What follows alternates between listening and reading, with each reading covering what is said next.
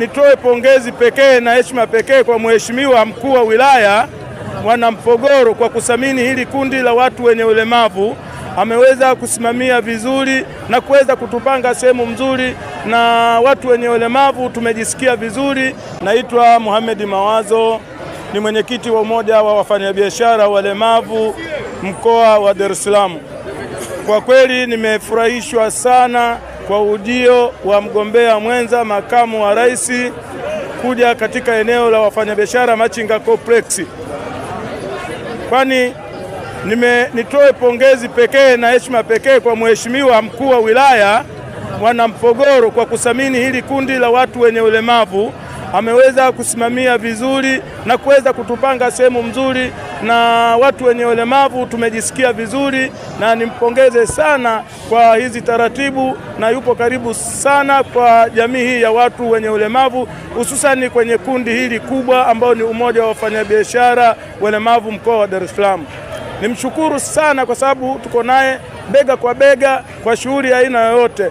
Kwa hiyo amefanya kazi kubwa ya kuhakikisha ulinzi unaimarika na hii jamii ya watu wenye ulemavu inakaa sehemu salama na inafurahia uwepo wake katika wilaya hii ya manispaa ya Ilala.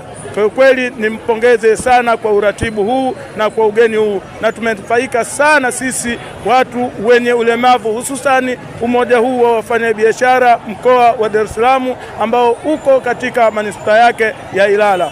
Asante sana, asante sana. Na kwa mwisho niseme mitano tena kwa Mheshimiwa Samia Suluhu, rais wa wanyonge, rais wa watu wenye ulemavu, na ndugu yetu Mheshimiwa Idi Zungu ambao yuko karibu, pamoja na diwani ambao chama la wana yuko karibu sana na wana uwawada. Asante sana.